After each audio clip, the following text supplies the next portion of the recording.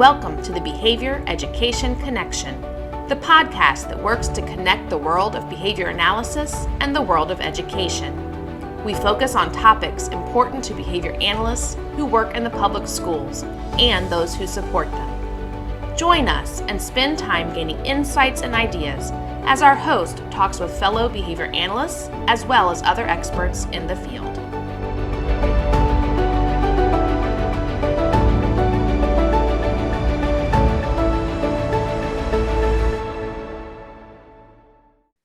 Hello and welcome to our new episode of the Behavior Education Connection.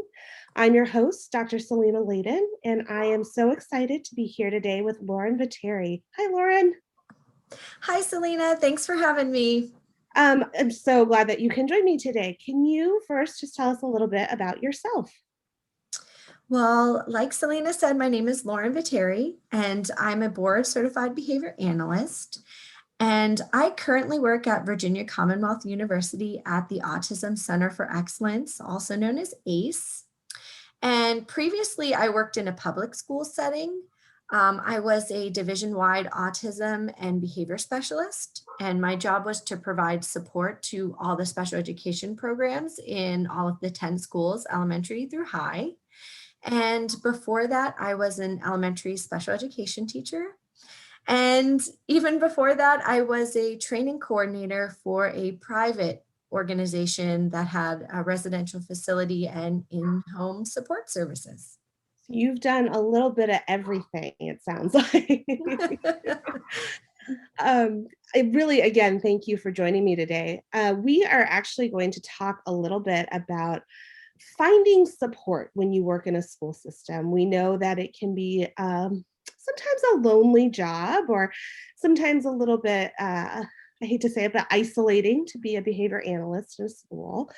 And so it's really important that we spend time building our support network. And so today we're going to talk about how to do that. So I'm going to start by just asking you, why is it important for you to have support for yourself when you work in a school? Selena, I think you made such an important point just now. I think often as BCBAs in a school setting, we do feel like we're on that island and isolated professionally. And in many cases, there is only one BCBA for the entire school division. And if we're lucky, maybe perhaps one or two more, but we're spread throughout the county. And we're often in a variety of schools and programs. So it is important to find that professional support because we're not in that permanent location. And I think teachers naturally have those supports embedded. They have their grade level teams, they have instructional teams, they have their school teams. And it's important for us as BCBAs in the school to replicate that so we can foster collaboration and build a positive work environment and increase our professional learning. I also think when people feel supported, they tend to be more productive and feel more valued as well. Yeah, I would also add, when you feel supported, I think people are more likely to stay. I'll speak from my own experience, but being the only BCBA in a school district can be challenging in some ways, because you don't feel like you have people that you can talk to who speak your language. Right. And so, making sure that you have people around you, whether they are in the district or people outside of the district who are also behavior analysts, who do speak your language, I think just helps you to be able to problem solve and think through things, and again, hopefully stay, because otherwise I think you can burn out sometimes. Absolutely. And I think schools are such a melting pot in a positive way. Yeah. That when we're thinking about support, not to have your blinders on too about just BCBA support network, but surround yourself with staff from different fields of practice and different backgrounds and experiences. That's really going to allow yourself to learn and grow from different perspectives and see how all those different experiences and expertise relate to ABA as well. So now that we know the why, the next question is how? How do you find this support when you are a BCBA in a school setting?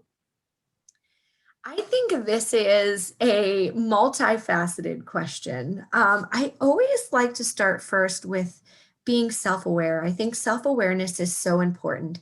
Take a quick self-assessment, informal, formal, but be cognizant of what you need as an individual, what supports you're looking for, whether that's organizational or content specific. And then from there, you can find the most appropriate supports that fit your needs. And I like to break down finding support systems in two ways. I think of kind of a micro level and a macro level. So smaller and then the big picture. So when I think of finding supports on that kind of micro level, I think of support on a daily basis. I'm thinking about what supports I need to provide quality instruction and services during my everyday roles and responsibilities. So I think to myself, what supports do I need to run most efficiently and effectively during my workday? And some examples of micro level supports could be having a reliable accountability partner to hold you to your action steps or your action plans, or even to carry out your self-care routines so you don't get burned out. You don't have that compassion fatigue. And it could be having a mentor or a team that you frequently problem solve with. You work through cases, you talk about interventions. I really like to host a monthly coffee talk or a chat and chew during a lunchtime where you discuss current interventions. You discuss obstacles in the way of certain plans or interventions. And it's a nice, positive environment where it's already set up, it's already scheduled, and you can come and just talk with your colleagues. Yeah, I really like that idea of thinking about what are those daily supports that I need. When I have a good day, who do I share my news with? When I Mhm. have a bad day, who do I call and just say it was a bad day and I need to pick up the pieces and start over tomorrow? Um, you know, when I work Absolutely. when I work with my students, I always tell them, my grad students, look around the room right now because these are your first network. Like make friends with these people and keep in touch with them because they know what you're going through. Um, but I think for those of us who have chosen to work in school systems, this is even more important because we may not have that other behavior analyst, or we might, like you said, but I only see them passing through the office or maybe Right. once a week or once a month when we have scheduled meetings or whatever the case may be. So that's kind of the daily part. So then you mentioned the macro level. So when I think of the macro level, I think about the big picture. So I'm moving away from those everyday logistics and routines, and I'm thinking of finding a support system that focuses on my career field and profession. So being a BCBA, I think about specific expertise.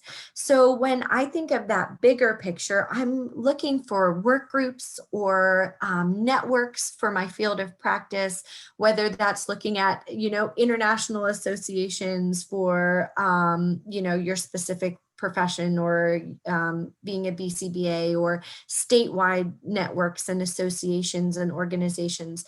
I'm currently part of a statewide network of BCBAs in the schools, which is wonderful because each month we discuss relevant topics to our field. We earn CEUs together. And even if you, as a BCBA, don't have these statewide organizations or associations, think about how you can replicate something similar, maybe on a smaller scale. Could it be a BCBA network in your own school division, or perhaps your city or surrounding areas? You can get a smaller network together. But when I think of that bigger picture, I think of how to continue my professional learning and build my knowledge and stay up to date on my profession. Yeah, and I'm really glad you mentioned the staying up to date part. I think for me, at least, that was one of the hardest things when I worked in a school is because I didn't have someone else to say, "Hey, have you read this article?" or "Did you see this, news story?" or whatever the case may be about behavior analysis. And so I had to really purposely find those people who I could have those kinds of conversations with, who could help me stay up to date on my profession. And I think you're right. I think it can't just be like, let's hope that somebody does that for you, right? I think you have Right. to search out those opportunities, and whether you set them up as a regional network, or if you have enough BCBAs in your school district, or if you do have a statewide agency or organization, I think that that's a really great way to start keeping yourself accountable in that Mhm. way. So, well, I love this conversation. I think it's such an important conversation, because I think what happens is, we all go through supervision to become a BCBA. And when we're in coursework and we're in our supervision, we have so much support around us. And then we pass our exam, hopefully, and we become a BCBA. And then if we choose to go into a school system, a lot of times that support falls away. And so Right. I think hopefully the takeaway for this, for everybody listening, for me at least, is we have to purposely think about this. It's not just going to happen for us. And so, how do we think about finding the support that we need? And you've offered some really great considerations about what kinds of support should we have and how to go about starting to look for those. So, I appreciate that. Any final thoughts that you want to share with us? I just think to kind of reiterate what you were saying is that as BCBAs, you wear so many hats, and we often wish we had more time in the day. But make sure you make that support system a priority. Build those connections to create that positive and collaborative workplace culture that's really going to help with that burnout piece. And like Selena was saying, remember to be proactive. Find those supports before you're feeling overwhelmed. Have that support network there before you feel like you can't manage or handle your workload. And then those check-in meetings, make sure they're consistent and predictable, so you always know they're around. You know that there's support for you during your workday. Well, Lauren Vetere, thank you so much for joining us today. It's been a really great conversation. So tune in next time, as we'll have another great episode. Lauren, thank you again, and we'll hopefully see everybody next time. Thank you, Selena. Thank you for joining us on this episode of the Behavior Education Connection. Join us next time for another great conversation about behavior analysis in the schools. And don't forget to subscribe so you don't miss out on an episode. Sending out a special thanks to the Virginia Department of Education for supporting our work. We look forward to connecting with you all again soon.